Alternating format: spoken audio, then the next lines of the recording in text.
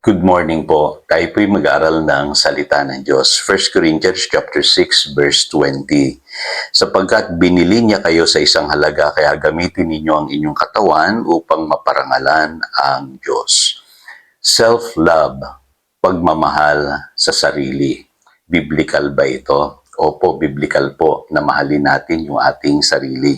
Kasi malinaw po dito po sa text natin, napakahalaga natin sa paningin ng Diyos. Binili tayo sa isang halaga. Ang sabi po rito, tayo po'y tinubos sa pamamagitan po ng dugo ng ating Panginoong Hesukristo. Yung po ang pinambayad. Kaya dapat po pahalagahan natin ang ating buhay, ang ating katawan upang maparangalan ang Diyos. Ngayon, binabanggit din po sa Mark chapter 12 verse 31, sabi po rito, ito naman ang pangalawa, ibigin mo ang iyong kapwa gaya ng pag-ibig mo sa iyong sarili. Wala nang ibang utos na hihigit pa sa mga ito. Maging ang ating Panginoong Hesus, ano po sinasabi po niya, pinahahalagahan ito pong kautusan na ito na dapat po matutunan nating ibigin ang ating kapwa gaya ng pag-ibig natin sa ating sarili. Totoo nga naman, paano mo mamahalin ang iyong kapwa kung hindi mo mahal ang iyong sarili. At sa Ephesians chapter 5 verse 28 to 29, may ginamit po ritong paghahalin tulad. Sabi naman dito, gayon din naman dapat mahalin ng mga lalaki ang kanilang asawa tulad ng sarili nilang katawan. So malinaw po, yung pagmamahal natin sa ating pong asawa ay dapat katulad po ng pagmamahal natin sa ating sariling katawan. Ang sabi dito, ang lalaking nagmamahal sa kanyang asawa ay nagmamahal sa kanyang sarili. So ini-encourage po ng Lord na dapat mahalin natin yung ating sarili.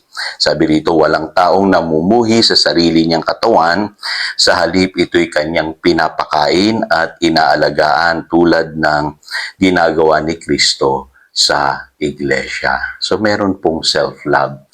Kadalasan po kasi ang napipreach natin ay yung pong love for others. At nakakalimutan natin na meron din palang self-love kasi hindi natin matututunang mahalin yung ibang tao kung hindi natin minahal muna yung ating sarili. So ano po ba ang definition ng self-love? Ang self-love po, yan ay tugon mo sa pag-ibig ng Diyos sa iyo. Nagpapasalamat ka sa Diyos dahil binigyan ka niya ng buhay, kaya pinaparangalan mo siya sa lahat ng ginagawa mo sa iyong katawan. Kaya malinaw po sa Biblia, ang self-love, yan ay response natin sa pagmamahal sa atin ng Diyos. At hindi ito pride or selfishness na yung binabanggit po sa Philippians chapter 2 verses 3 and 4 na sinasabi diyan na huwag tayong gagawa ng anumang bagay dahil sa pagmamataas o pagmamalaki at lagi dapat nating isaalang-alang yung kapakanan ng iba. Kasi iba po yung selfishness. Ang selfishness laging inuuna ang sarili. At hindi rin ito vanity o yung tinatawag na self-gratification, yung ang gusto mo lamang yung mga hilig ng laman, labis na pagsasaya, o yung layaw, nang parang dinadakila mo na sa iyong buhay ay ang iyong sarili. Binabanggit po yan sa 2 Timothy chapter 3, verses 2 and 4. So, iba po ang self-love. So, hindi siya self-gratification or glorification. So, ano ang dapat nating gawin para ma-develop naman sa atin yung totoong pagmamahal sa ating sarili? Malinaw po dun sa teksto natin kanina, dapat i-honor natin ang Diyos sa ating pong katawan. So, ibig sabihin, parangalan natin siya, pasalamatan natin siya sa buhay na meron tayo.